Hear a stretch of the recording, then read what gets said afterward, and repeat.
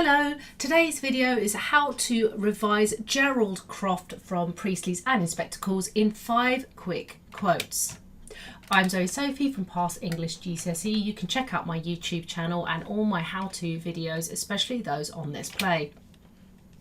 So Gerald Croft, he is the son and heir of Lord and Lady Croft and Croft Limited. So this is the business that he will inherit and work from.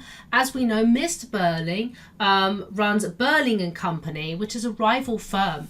And look at where Birling is compared to where Gerald is. It's interesting to note that during the engagement dinner, the Crofts themselves are not there. Now that is quite a startling omission. Their presence not being there should be read into as maybe they don't approve of the marriage. Maybe Sheila is not upper class enough for them to marry their son. There is a class difference here. Men could engage in sort of social mobility. They could move around a little bit. It's okay just for Croft to marry Birling, but obviously Gerald could never marry Eva Smith. Look how far down the rung she is, for example.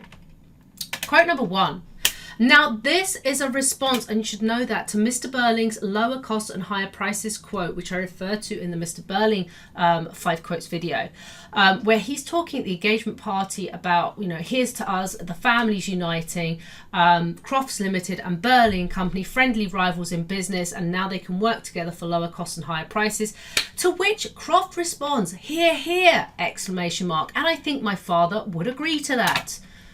Hear, hear. If you're wondering where that phrase originates from, it's a reference to British Parliament, sort of 1700s, hear him, but it's a shorter sort of contraction of it. It's still heard now. People still say hear, hear, as in, yes, I absolutely agree. It's an acclamation or agreement. Okay, so if you want to note what that is, the agreement, I think it's interesting that the etymology, sort of the history, if you like, etymology is where words come from, is sort of, you know, reference to sort of part, you know, it originates, right, from Parliament. Hear him. Okay, again, he's upper class, so this play is set in 1912, Edwardian era. Upper class people were often, I'm not necessarily he's got political connections per se, but I think it's interesting that Priestley is choosing this language for him. You've got the exclamation mark here, which again, it would allude that he raises his voice. In agreement. I think my father would agree to that. I think, he only thinks, he doesn't know.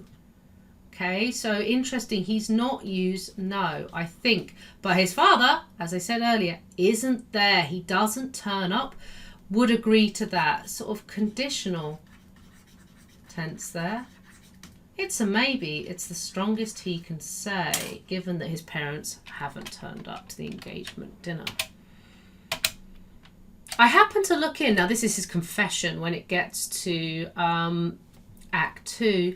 I happened to look in one night after a long, dull day, and as the show wasn't very bright, I went down into the bar for a drink. It's a favourite haunt of women of the town. So this is where he meets Eva Smith. I love the sort of hedge here. I happen to look in. A hedge is where, if you've ever heard the phrase hedging your bets, I mean, hedge, that's an idiom, hedging your bets, but hedge is a linguistic term, a technique, and it's kind of where you're trying to protect yourself by not looking sort of too much one way or the other. I just happen to look in, really. It's a favourite haunt of women of the town. This is probably a euphemism. The only women that are going to sit in there are prostitutes. And I find it really hilarious. It's not mentioned here. It turns out it's called the Palace Bar. Ever thought of that? Palace Bar? The prostitutes go there? It's an aptronym, suitable name. You know, like the Mr. Men books, Mr. Tickles, Mr. Smiley, you know, they've all got characteristics of their name. The palace connotes royalty.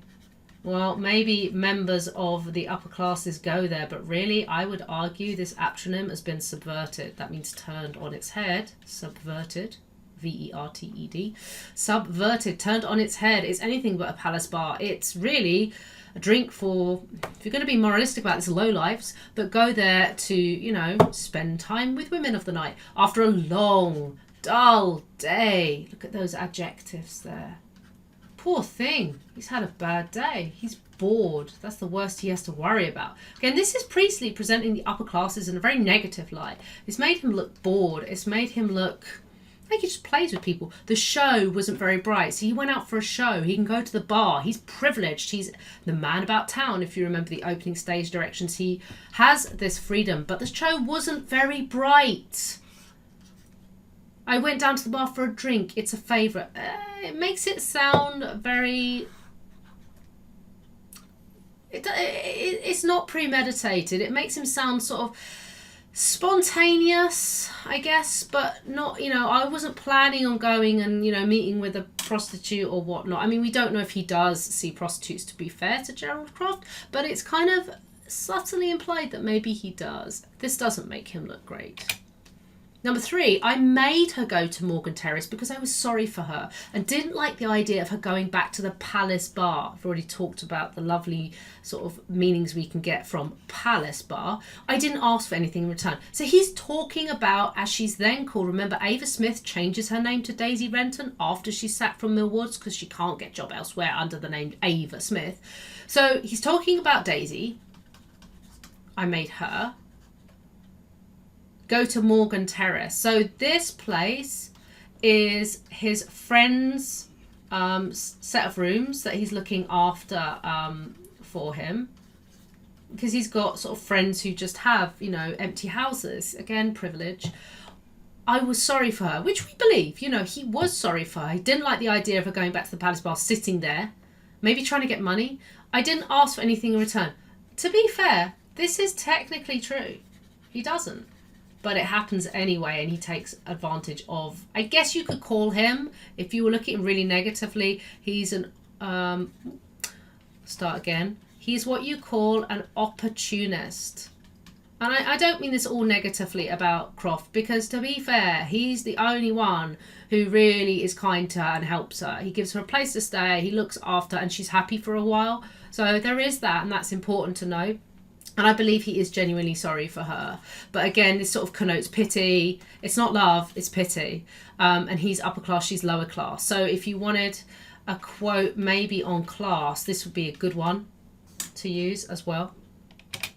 4, no, it wasn't. He waits a moment. Then in a low, troubled tone, she told me she'd been happier than she'd ever been before, but that she knew it couldn't last. Hadn't expected it to last. She didn't blame me at all.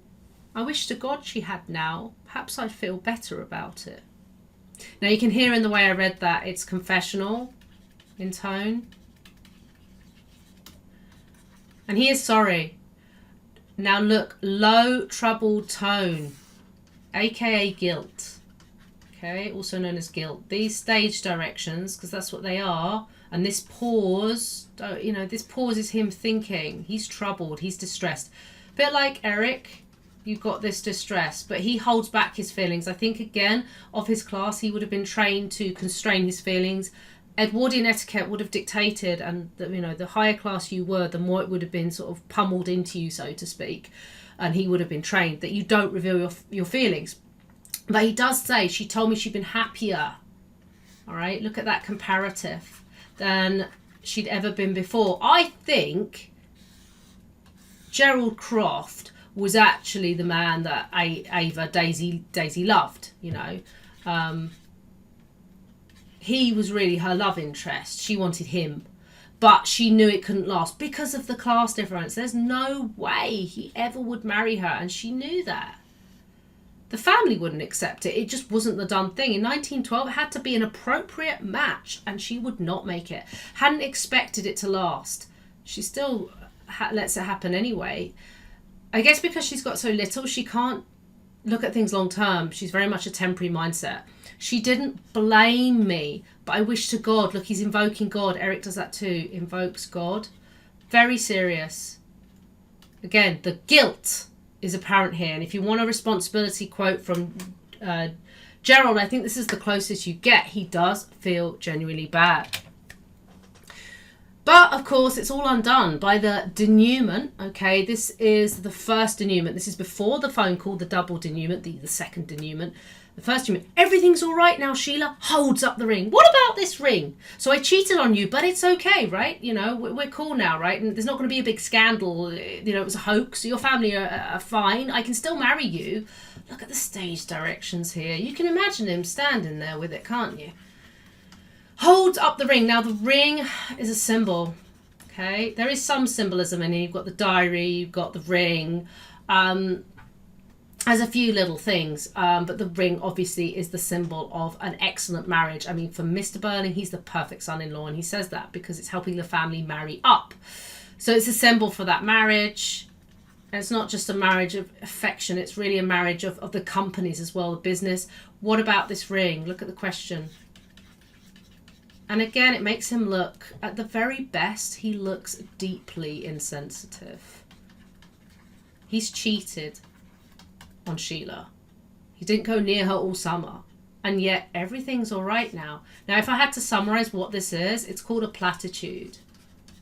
A platitude is where someone tells you, oh, it's fine, don't worry, but really, you know, that's a lie. A platitude is a way of shutting people up when they're worried, of trying to get people to just be quiet and behave. That's what a platitude is. Everything's all right now, Sheila, is a platitude, and the audience see that. Everything's not all right. They're not the same as they were once before, and they need to acknowledge that. And I'm not necessarily saying that we should hate the family and blame them for everything. I mean, ultimately, Eva Smith took her own life, but they've not made themselves look great, and he has cheated. So to do this, to ask this question at the end, to issue this platitude to Sheila with the stage direction of holding up the ring, oh, do you want to get married again now? You know, can we be back on? All in the same evening? Not appropriate, not cool. So, to summarise, Gerald Croft is now dishonest, only to a point, but he does hedge, and it does take a while to get the truth out of him. You know, at the beginning of Act 2, he's really trying to get Sheila out of the room. He doesn't want her to hear everything. He wriggles under pressure. He doesn't like, it's not like Sheila. Sheila spills her guts. Sheila tells everything, but not Gerald. Definitely privileged. He's upper class. He's capitalist. He's gotta be. He's the heir to Crofts Limited. Of course he's capitalist. He's manly, too manly to be a dandy. Okay. Physically, you know, quite attractive, well-bred man about town. He is selfish. He is an opportunist. He goes to the bar, he sees a girl, he feels sorry for her, he helps her, but then he kind of helps himself too. Said he's upper class. He's single-minded. You know, when he comes back, having found out about the inspector, he can be quite laser focused on things, which again would be, you know, taught to a member of the upper class to be that way. Hope this has helped. Any questions, reach out. My website is displayed. Please feel free to check out my channel and my other videos too.